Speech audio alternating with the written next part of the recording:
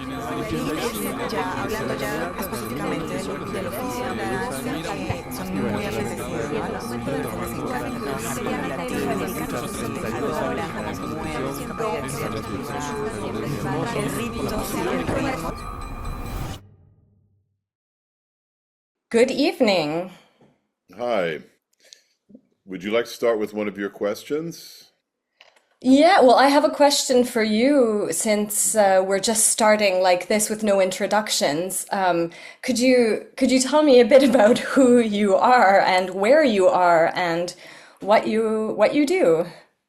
Yeah, so well, I'm in Berlin, and I'm a singer and sometimes composer, sometimes director of music theater, as well as a teacher and researcher on The Voice.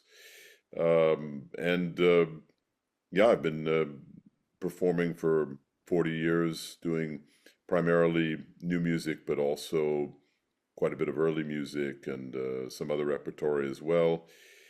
And I improvise, but it's not sort of the main thing that I do. I live in Venice and perform all over the world. And how about you? Could you introduce yourself? Sarah in Montreal, Canada. I'm a singer, sometimes composer, sometimes improviser. Um, Lately, I've been doing a lot more interdisciplinary work, so working on film and video installations. I have a background in theater as well, so music theater has come into my practice, come in and out, but it's right now a very, very important part of what I do. I also do some early music. I also do Eastern European, specifically Balkan vocal music with a quartet here in Montreal. And this is helping me discover my ancestry on my father's side. So they were Romanian from former Yugoslavia. It was Yugoslavia when they came to Canada. And that work has come also in the last 5 years into my practice. I didn't grow up in this tradition at all. So I see some parallels between us already in this kind of hybrid practice under the umbrella of new music. I also, yeah, I also do a lot of producing works, and a lot of collaboration as well on recording and in live settings. And it might interest the listeners also to know that we performed together We once in did. Montreal with Sandeep Bhagwati, Yes, who and was this was from a the this was a comprovisation project. Mhm. We had, do you remember the vests? I do indeed, We yeah. we had these vests that they were feeding us the score through haptic messaging. So we had to learn patterns, kind of vibration patterns that were being transmitted to us through the vest. There was a written score, and then there was also improvisatory material or these modular sections being transmitted to us through bodysuits that we would then react to with each other or in solo moments. So happy to see you again. Yes, indeed. So we're here today to talk a bit about our practices and a bit about this question, big question throughout history and big question right now of how art can bring peace, or can art bring peace? We've prepared a few questions, but I'm sure other things will come up. I would tend to start with something a bit more general, or kick it off by asking you, can art bring peace? Yeah, I mean, this is a huge question, and I'm not sure that I have an answer. I mean, I've been thinking a lot about it in the last few days since this theme came up, and there are certain ways. Well, I mean, I wanted to preface my comments by saying that it seems to me that human beings have an aggressive nature. The older I get, the more I find myself agreeing with Hobbes, even though I don't want to. Um, but this aggressive nature, which has led ethnologists to discover fighting and war basically in every culture they've studied on our planet, uh, has also been modified in the writings of certain people such as Irenaeus Abel Ibisfeld, who intriguingly believe that cultural structures can make human beings less aggressive and less warlike. And of course, music can be seen as a cultural structure, I think, on one level. And so perhaps in this sense, music is something which can help human beings be less aggressive and less warlike. I don't know what do you feel about that? I feel it's a huge question, and I also don't know if I have the answer. So I think this is going to be a really interesting hour as we try to chew on all of this. I agree with I agree with the statement you just brought up that cultural spaces and music can be ways for humans to be less aggressive. We've also seen a lot of examples throughout history where music is used as a tool to indoctrinate people and as a tool in war and in aggression. So for me, it comes down to a bit more detail than just the question, can art bring peace? I think anything can be a tool for anything. So a lot of it comes down to personal decisions and intentions and where we choose to put our energy. Yeah, definitely. I mean, another thing that's occurred to me in the past few days, I've tried to think of some very specific examples of how music might be able to promote peace. And I thought of Daniel Barenboim's Divan Orchestra, in which he has put together Palestinians and Israelis uh, to make an orchestra. And the idea that if you have people from different cultures performing together, that this in and of itself can promote peace, especially when these people are coming from cultures that are at war. And this is something I think which we also have experienced with Sandeep Bhagwati, uh, Hmm. who likes working with people from many different cultures and putting people together from India and Korea and Canada and Germany and so on in on the stage and just letting them improvise together and make music together. Um, and I think this might be a positive way that music can promote peace. Some other very concrete ways have occurred to me.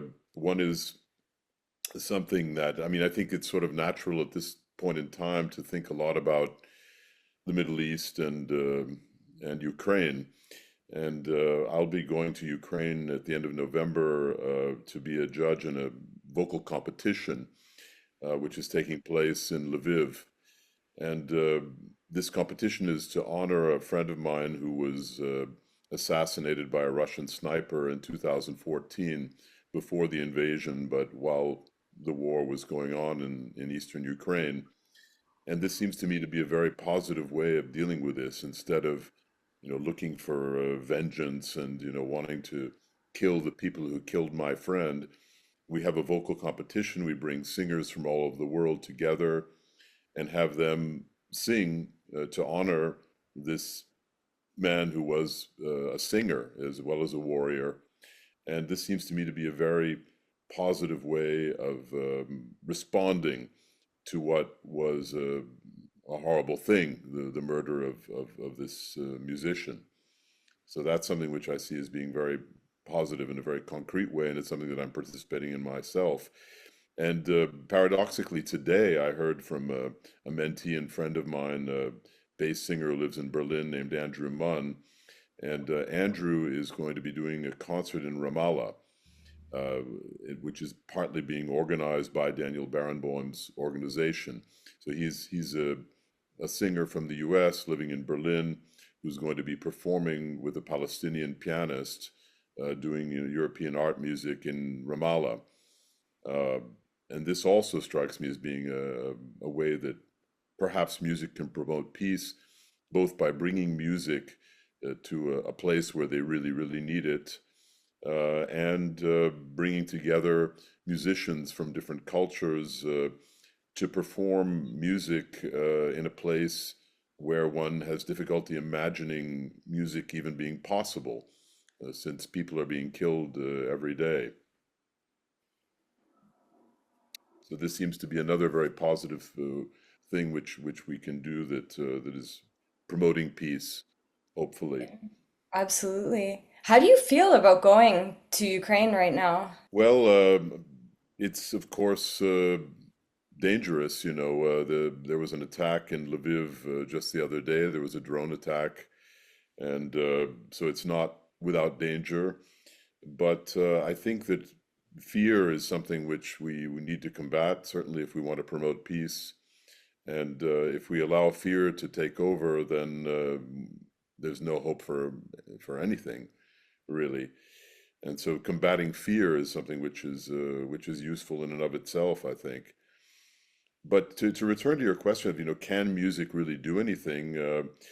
This made me think of John Lennon and Yoko Ono, who you may remember, who ran these full-page ads in the New York Times, saying "Imagine peace," and did songs about peace, and did their famous "Love in the bed" and so on, and this seemed to be something positive in helping people think about peace and think about the way that they'd expressed it. Imagine peace.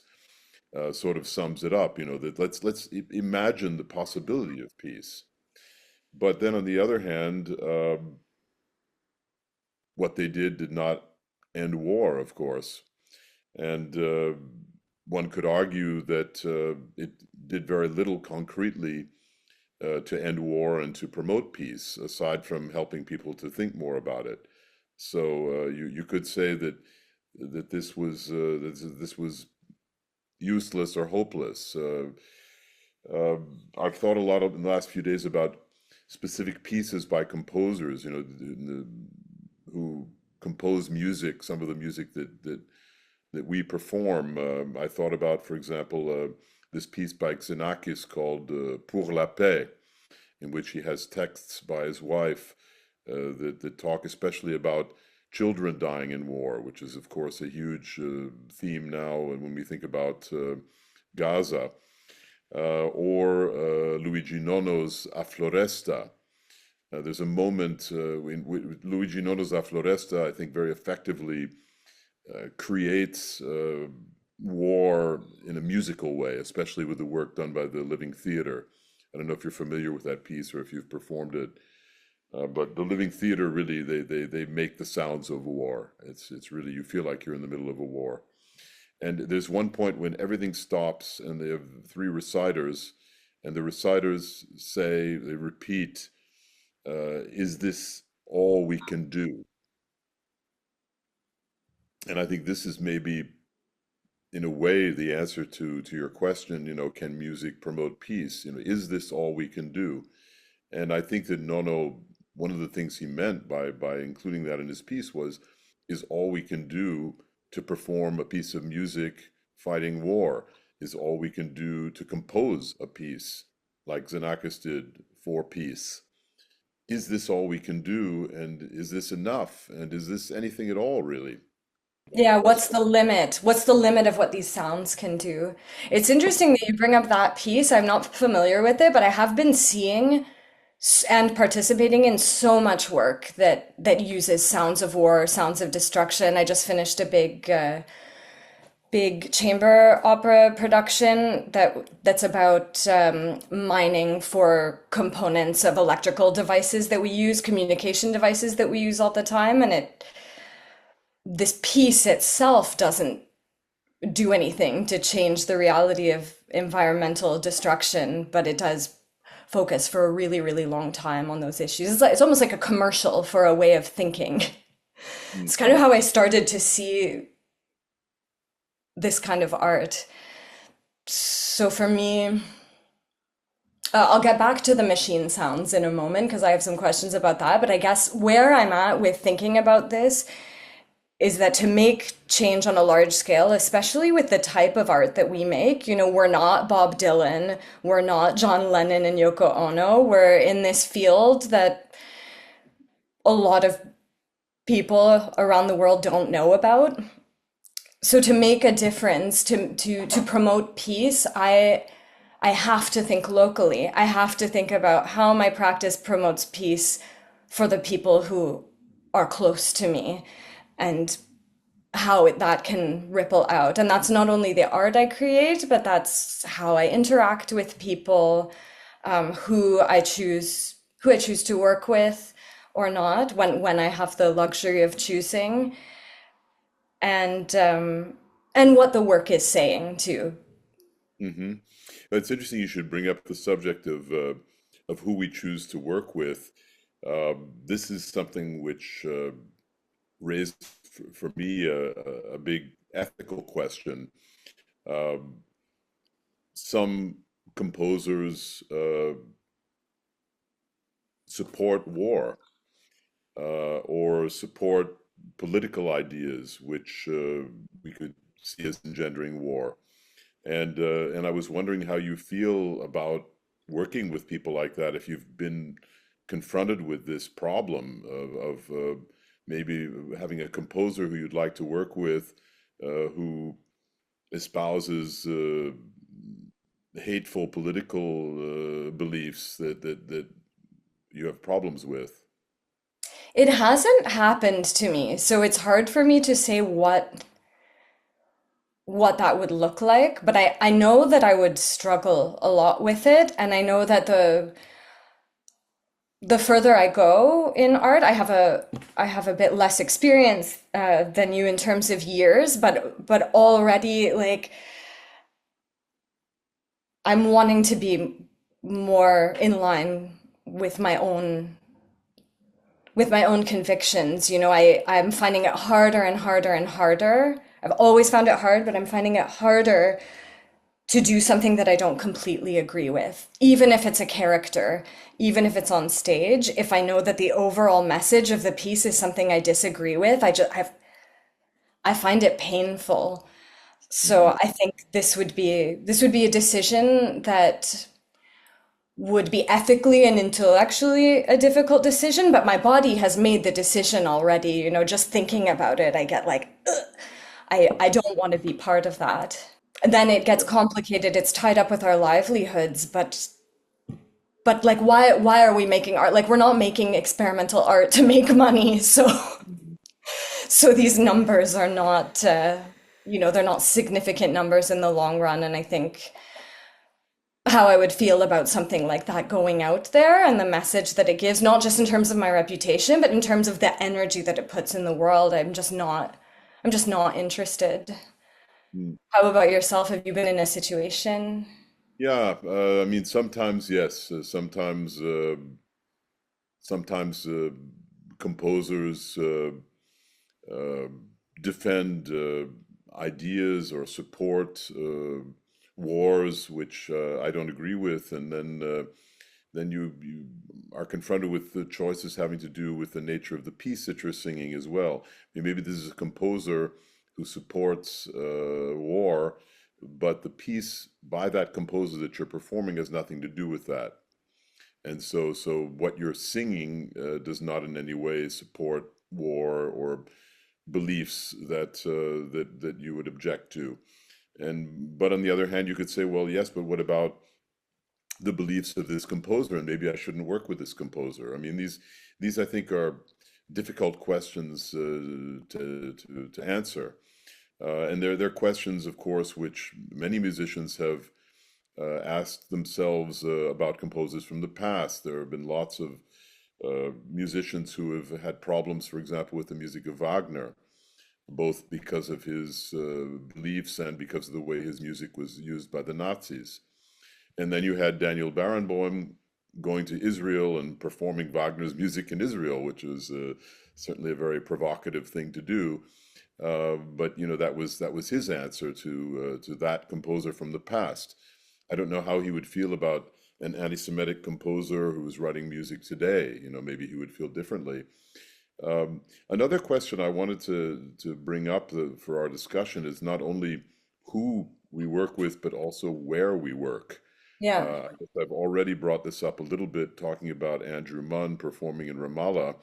I mean, this is a case, I think, where simply choosing to go to Ramallah, which is also a very dangerous place, and to perform there with a Palestinian musician is a political act in and of itself, no matter what you sing. And I was wondering if there are any places that you would refuse to perform, for example, or places you would especially like to perform as a political gesture. Ah, that's a good one. The question about where would I refuse to perform seems so absurd to me right now. Like it's hard to put myself in that position if I wasn't in it, you know. I'm very curious about seeing places, and I really believe that the people that live in places don't necessarily represent the regimes or the governments in those places. So I like to believe that art is this kind of magical vehicle that lets us go anywhere and meet our kin. But I'm aware that that's not always the reality. Yeah, Well, and yeah, these were I don't know. arguments that I were, don't know if I have the answer. There are a lot of places I would like to go that I'm curious about. My practice right now is a bit more local. I have kind of a few places that I go, and every once in a while there's a surprise. So it would be a challenge if I were concretely faced with this decision, but so far it hasn't happened, that I've been invited to go somewhere. Aside from last month, I was in the US. I was in New York, and I don't work often in the US, but this time I felt myself asking the question, like, is it safe for me to go there? And should I go there with everything that's going on? Mhm. But what it came down to for me was, well, the people who I'm working with, the composer is an American composer, is Stephen Takasugi, such a sweetheart, like such a wonderful person. We'd been working for years on this project, and for me, the personal collaboration and knowing that the people who we would be performing for and working for were not hostile Mhm. was the part that made it possible. Yeah, and it's maybe important to bring music and experimental music and ideas that go against the orthodoxy that Yeah, currently reigns in the United States of America. Maybe it's especially important now to bring that to the United States, because if we don't do it, then what will be there, and what will then if we don't fight, then they'll win in a way. we were joking that we were going to get stopped at the border for making degenerate art, you know, that they wouldn't let us in because the work was so strange and dystopian and, you know, non-mainstream. And so I refer a little bit to what I said before, about us not being popular recording artists or top 40 stars or something. You know, in a way, we can't make a commercial for peace. We can't have this huge mass message, but by doing work that's experimental, by choosing to do work that's experimental, we are doing something that's political. And what gets shut down first, in places where there are authoritarian regimes, all the weird stuff. Yeah, that's It must be dangerous then, even though it's marginal and it's kind of small potatoes compared to the hugely funded institutions and all the commercial art. yeah, and yeah, I see what you mean, and yeah, if they're afraid of us, then maybe we're more dangerous than we realize.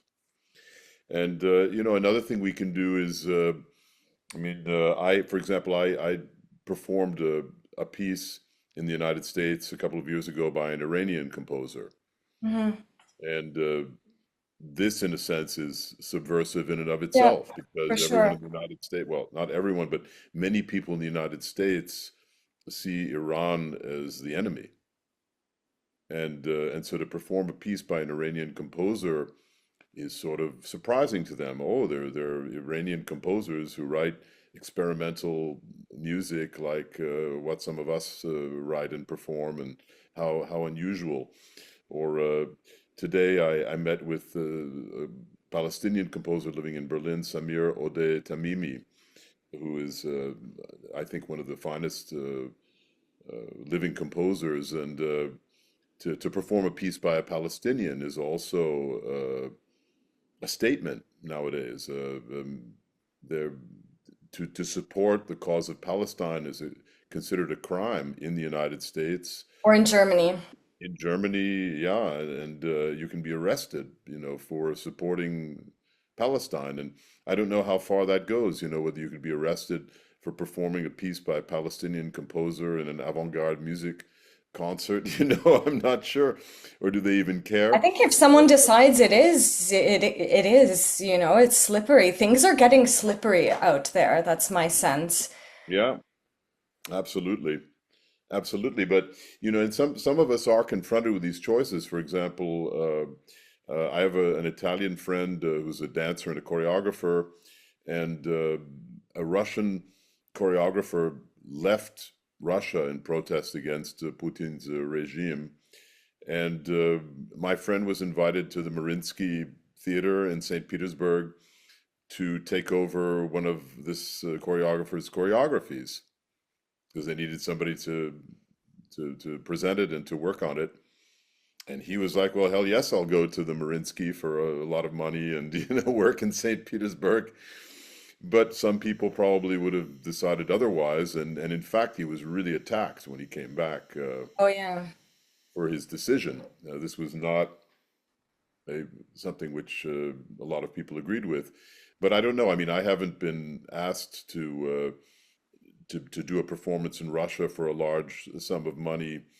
And so, these are questions which, as you say, which perhaps luckily we haven't been forced to confront for the time being. But there are questions which we could be forced to confront. For example, I've performed several times in Israel. But now I think to perform in Israel is not the same as it was No. before the current Nakba, and so I don't know. Would you perform in Tel Aviv if you were invited to go there and perform? Oh, it's such a hard question because I have, like there are people who I love who grew up there, there are Me artists too. who I respect who grew Yeah, up yeah, me there. too. Right now, right now, what a time. Like I think theoretical, I don't know. It's so hard. Look, I'm getting red. Would you do it now? Like there's a lot to consider there. Yeah, I mean, absolutely. if we're considering that, I think the question is kind of like, what are we doing at all while all of this is going on? Like, what are we doing performing anywhere? Like, it shouldn't be just about would you go to Israel? How is that different from us performing Mm. anywhere Yeah, rather maybe than we should all being on a flotilla, exactly. I was just going to say maybe we should making be on it the stop flotilla. with our bodies? Maybe we should be on the flotilla instead of doing performances. Yeah, maybe I think about we'll that a lot yeah, me too. when I really am faced with it, when I think about what are we doing? I mean, I wrote to what in a concrete way when my friend Andrew wrote this post saying that he's performing in Ramallah. I wrote to him and said, "Hey, like, can you get me a gig in Ramallah? Like, would it be possible for me to go there and perform with a Palestinian pianist the way you were doing this? Because I would see that as a very positive way of responding as a musician.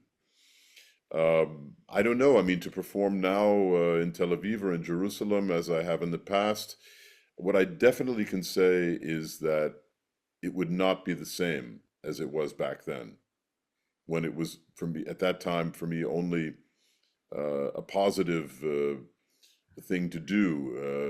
To be there with my friends and with wonderful Israeli musicians who I love and respect. It was only positive. Now I would ask myself, what does it mean, to go to certain places and perform? Does this in and of itself represent uh, acceptance or complacency in the face of certain political gestures? And as you say, you could also ask yourself this about the United States. I guess maybe, since I was born in the United States, I maybe feel a bigger responsibility to try to change things there. I kind of feel like I have to do that, that anything I can do to help a few people see things differently is something positive. And then of course, there's also something else which we haven't mentioned, but which I think is maybe germane to the discussion, which is what does it mean for you to be in the United States, or me to be in the United States, aside from the concerts we do, just being there and talking to people? Because we have points of view which are not the points of view of Donald Trump and, the mega, people. So maybe just discussions that we have with people might be important. I mean, did you talk to a lot of people when you were there? I was in and out for 3 days, but I was at a new music festival talking to a lot of composition students and composers and people who like new music. So I don't think I had any conversations with people that changed people's minds about where they live. Like there was a lot of, "Oh, Canada, you're lucky to live there." As if we don't have problems here. We have problems here, by the way, also. It's not perfect. Well, I mean, for people of my generation, Canada has seemed like the promised land for a long time, because that's But where we escaped to when we were drafted to fight in the exactly, Vietnam War. exactly. And I was not old enough, thank God, to be drafted to fight in the Vietnam War, but I was only a few years away. If the war had continued a few more years, then I might have been in. And that's what people did. They went to Canada. Canada welcomed draft dodgers, who didn't want to go fight this colonial war in Vietnam. I mean, I definitely grew up, thinking of Canada as a place of refuge. Hmm. Yeah, well, there's a lot going on. I mean, we're feeling a bit threatened right now. Um, and there are a lot of discussions about the arts in Canada and how a Canadian identity that's distinct from the United States identity is from the American identity is very, very important. But at the same time, we're grappling with the Truth and Reconciliation Commission, all of the mass graves of Indigenous children found on the grounds of the residential schools, the colonial history of Canada, and the question of what is a Canadian national identity is all being exploded and shattering right now. And so this is where I also come back to these questions of community and personal connections with people, and being educated and being respectful and being an agent of peace in your personal practice. Because for me, when I start to think on such a scale like that, of course I'm going to think that I can't make a difference, because the numbers are huge and the problems are just exploding in every direction. This is also the point in the talk where I wish it wasn't an online talk, and I wish we could take questions or comments from the people out there. So I just want to remember that there are people out there, and take a moment to say I'm really curious what you're thinking and what your reactions are. And so if you're watching this or listening to it, experiencing it Well, and this is, later in time, like this is a good time to take notes or yeah, absolutely. yeah, And reflect in a way that the vibes will reach us and we can know what you're thinking. Because community, also strengthen community, and having these kind of discussions, especially in spaces where we can hear each other. I really feel we're talking out at you. But I want to learn from my peers. I want to hear from Well, in my experience, going to Mexico, being in Mexico is a place where you learn a lot.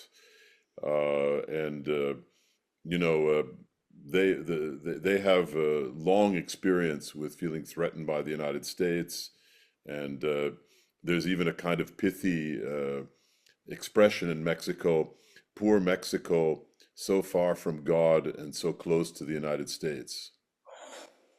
So that kind of sums it up. But uh, I I envy you, you know, going there soon, and I hope I'm working on a project for next year, and I've been there several times in the past, and it's a country which it's one of the countries I love the most in the world, and it's one of the countries where I've learned the most, and it's a place where really music. I mean, I was in an area of Mexico which is very troubled with a lot of narcotraficantes and so on, and as a singer, singing for people and listening to people singing, it sort of I almost felt immune to any type of violence which might come my way personally, because you know, you don't shoot the piano player, you know, you don't kidnap the experimental music singer. You know, you uh, it was very easy to connect with people through the Esperanto that is music, and you know, that was a very special experience, and has always been in my travels very, very powerful. This way that people come together thanks to Mhm. music, even when they don't have a common language that they can speak. If people make music together, then this is a very peaceful type of interaction. Absolutely. That brings me back actually to something I made a note about. I just wrote noise on a piece of paper. Um, you were talking about this no piece with all the sounds of war, basically. It's very distressed sounds. And I was commenting that I've experienced and participated in works that were kind of trying to express the agony of war. And my question about that is like, is that really doing what we think it's doing? You know, is it exposing the horrors of war, or is it getting everybody's nervous system all riled up? It's something I'm thinking about recently too, because the contemporary singers collection of techniques includes a lot of sounds that resemble distress. Like, what are we doing with this, and what kind of music promotes peace, and in which ways? It's another complex one. Yeah, My and it experiences that I've had with the Balkan Quartet and having exchanges with musicians from a lot of different folk traditions in that area of my practice, it's totally, totally, totally different from the notated music that I do that's more noise based. and it's interesting also because as North Americans, I think that we often are in search of the cultures where our families come from, Mhm. because very often you know, we aren't, in fact, very few of us are born to indigenous families, and so our families come from, you know, as you say, in your case, Yugoslavia, in my case, is Spain and Great Britain, and when you go to these places and you sing this music, singing the music is not something that I've really done, but you have, and that's fantastic. Uh, you're connecting with a very deep part of your family and of your family heritage and tradition, and that must be very moving, I would think. Mhm. I'm always so surprised by how moving it is for virtually everybody we meet. So in Quebec, in Montreal, doing this music that represents, I would say, a small minority of the population in Montreal has had contact with this music before, but it really something about something about a group of people singing together a cappella really, really touches people. And something about this kind of intention behind music making, it wasn't concert music, it was music for gathering, music for everyday life, music for like chilling while washing clothes or working. This, in my Really experience, touches traveling something. around the world, music in other cultures is very often linked to different functions. Music, singing was something which people did to prepare for the hunt, or to put children to sleep, or to cure people who are ill. Um, Music as entertainment is something which I've encountered very little in my travels outside of our culture. Or music as research outside of the musicologist that's going there to take Hmm. to No, take it's just information. living in with indigenous people around the world, and yeah, just living with them, and eating with them, and singing with them, and talking to them, and so on. When there's a common language, or when someone can translate, um, I've learned, that music is usually, and singing has a specific function. It's not just something that people do, uh, to kind of have some background music while they have dinner or something like that, like we often do, or for entertainment value. And that's interesting. And it sounds like you're saying that in Balkan music, that's also the case, that there's a purpose for the music. Yeah.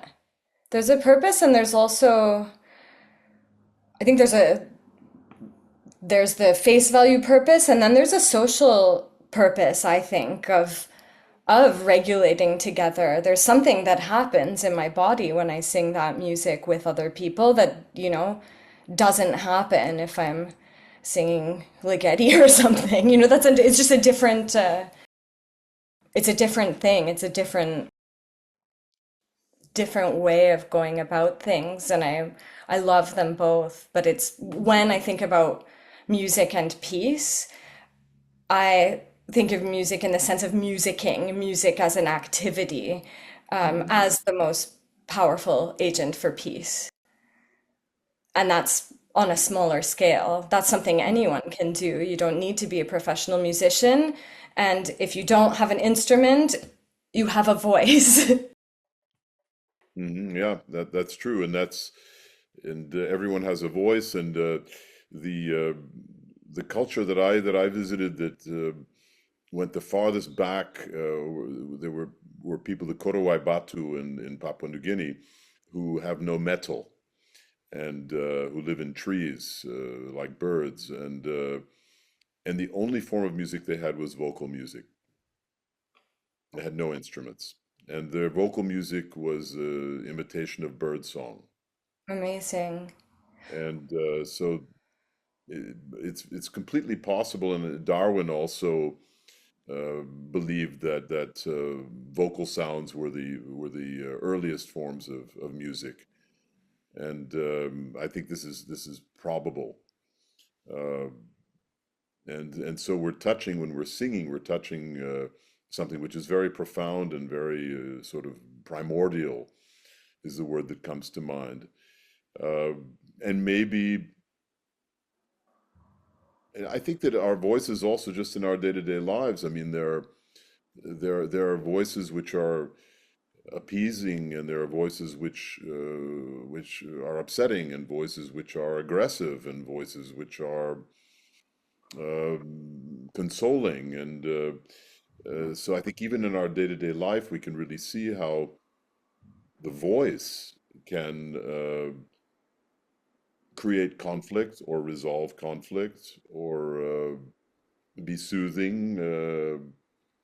And so that's something perhaps which we should think about when we're thinking about how we can promote peace with music, specifically how we can promote peace with our voices. Hmm. How, for example, can you think of a specific case when people were fighting and you calmed them down? Hmm.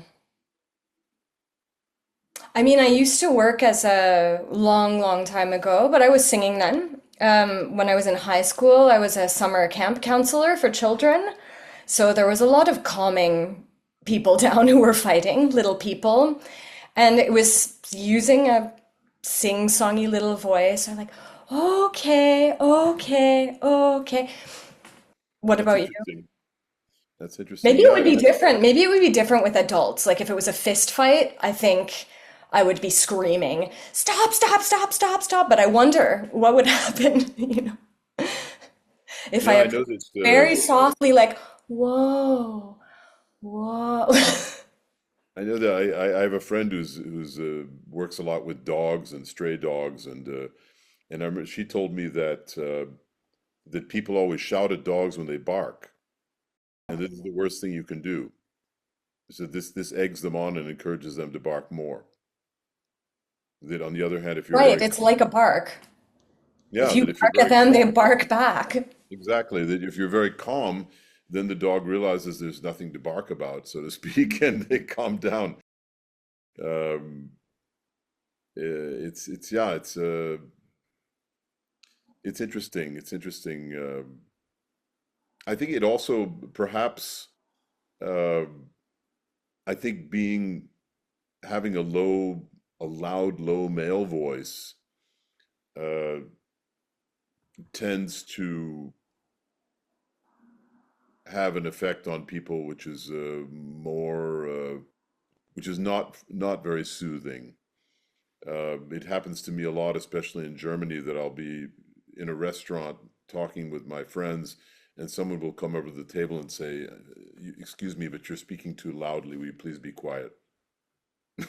And, for example. Hmm. Do you find it gives you a certain authority as well, though? Um, Perhaps, but I mean, authority. It's a maybe it's a fine line between authority and authoritarian. Yeah.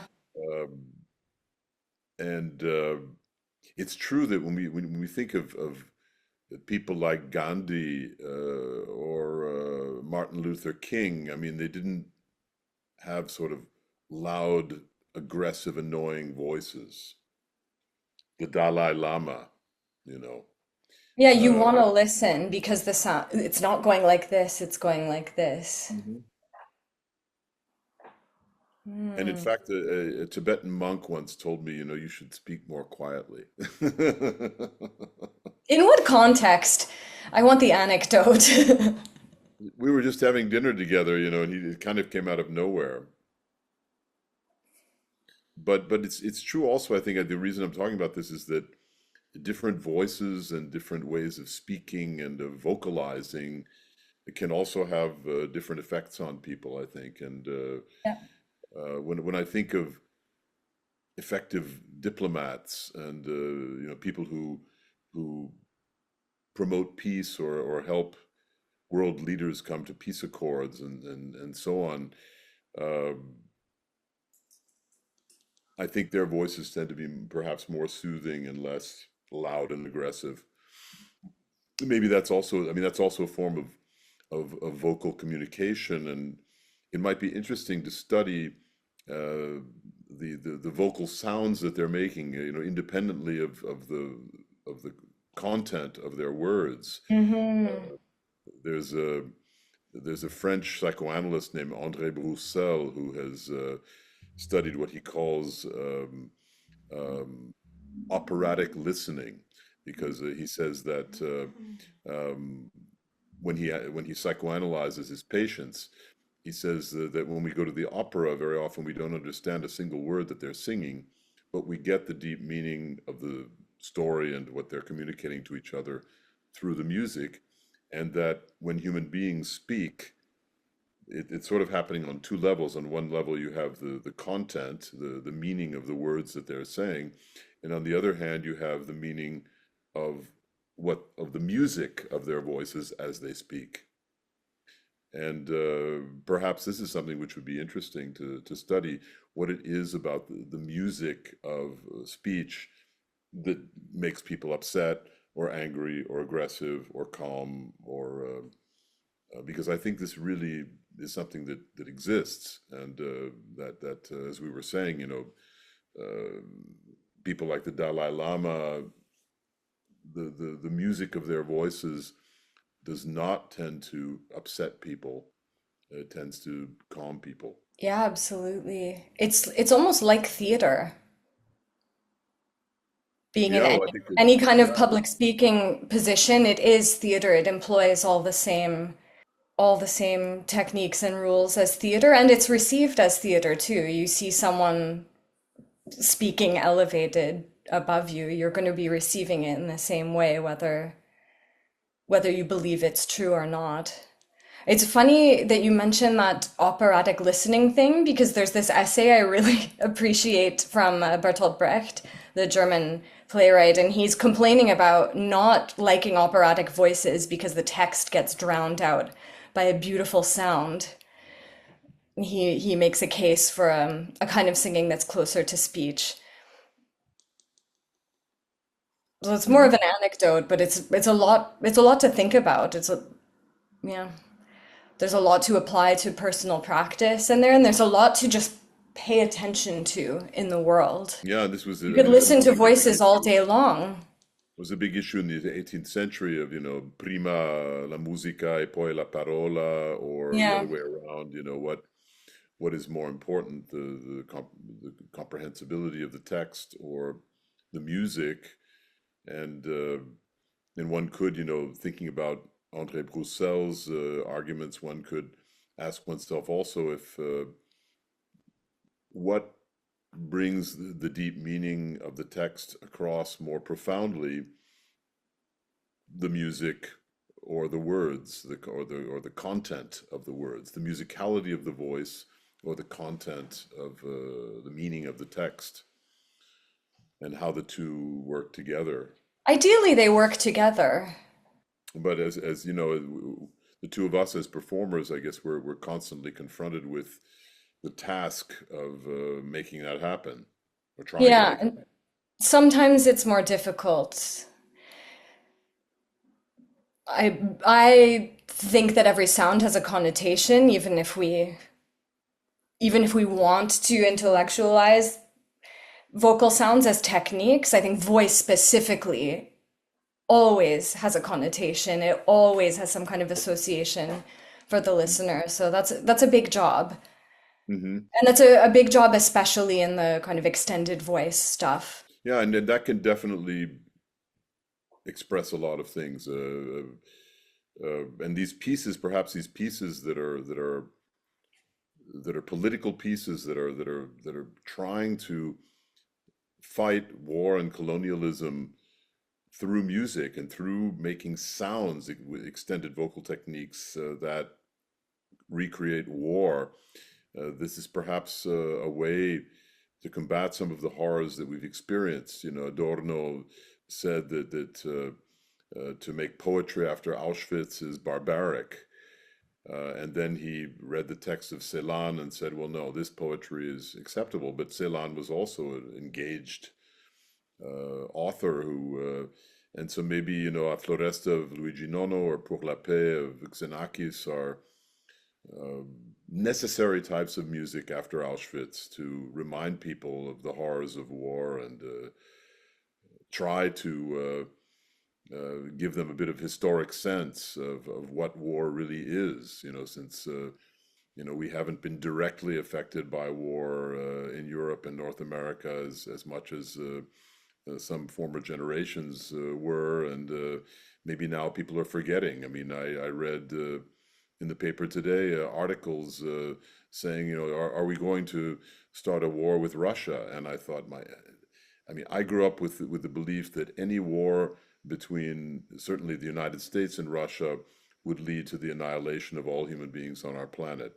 And here they are talking about this as if they were saying, well, should we go to the market to buy vegetables or go to the supermarket, and as if it were something completely normal. And I found this really shocking, so maybe we need to make some music about this and try to bring people around to a more pacifist way of looking at the world. I think there are different paths to it. I think there's a place for really, really aggressive music, and I think there's a place for music that gives us a break, as long as it's not a complacent break, you know. Mhm. Everyone needs a break to be able to keep fighting. Everyone Mhm. needs moments where we breathe. I don't know, Yeah. it's complicated with the fact that we can see everything that's happening everywhere all the time right now is doing things to our brain that we won't understand Mm. for many, many years. So there are a lot of ways to see this. All right, Yes. let's bring it down.